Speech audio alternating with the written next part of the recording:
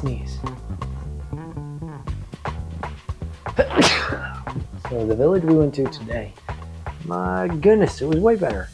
The village was probably worse because it was pretty small, and we landed to where the water got shallow, and then we walked in the mud a little ways onto the beach and walked about 100 yards back to where the huts were and their houses are, all in a line. So there wasn't that many of them, and they're just on the shoreline, in a line. And the water, the tide, actually, you could see the water marks in the sand all the way up past their houses.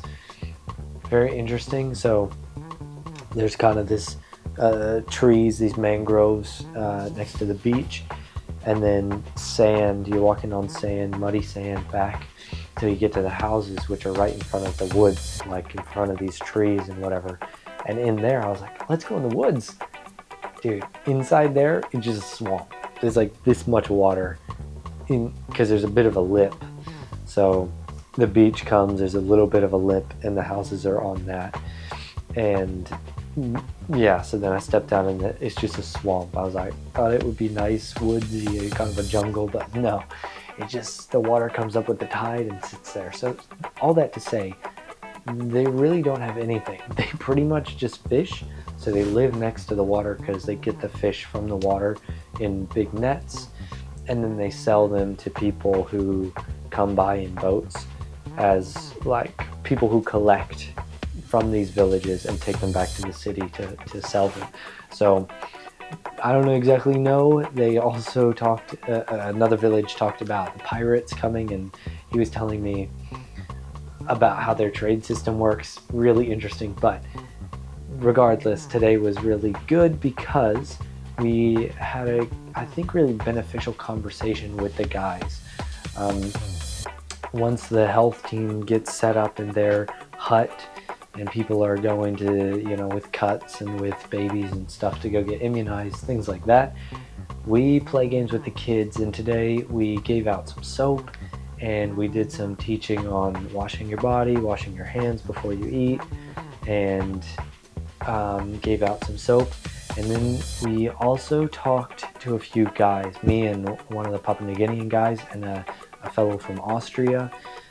Sat down with probably 8 of the guys from the village, which they were older guys, and they speak their own language. So it's kind of, like I said, it's kind of difficult to get through, but what I think made it really effective was there was a teacher there. He teaches like elementary school or whatever in a different village. This village does not have a school, and he was just there for the day. And so he heard what I said, and he was totally on board, and he translated it to the other guys that were there.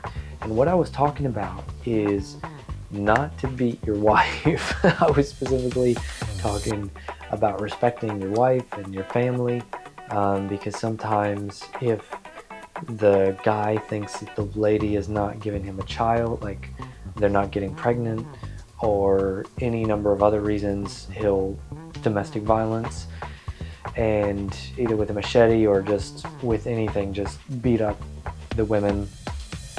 Really awful. But the teacher there totally agreed with what I was saying, and so he was translating a little bit and got a little bit of feedback from them, which is kind of hard to do in these places. And he asked a question, which, we were like, any questions or anything else to talk about? And he said, what if a leader is doing this and they're trying to fight the on him? That's what they say. They're hitting his wife. He's hitting his wife. What are you gonna do? Because if you yell at them and like rise up when they're angry, it's not gonna help. And I was like, that's a good point. So we talked a bit about that.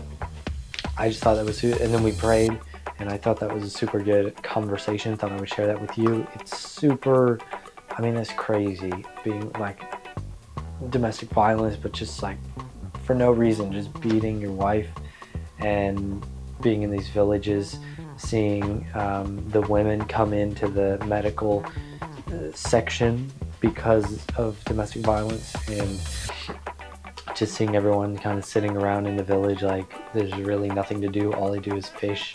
The guys go into the water and they fish. Like, it's just crazy, but there is hope. And I think that being an outside source, bringing this in, it helps to break up the culture that's there and the mindset that's there, especially when the leaders are doing it.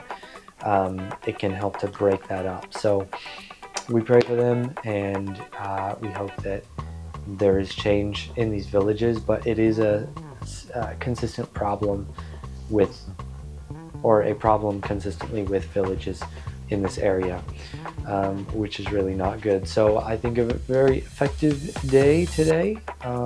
We did things that were important, and I'm happy with it. So thanks for watching and for being a part of it.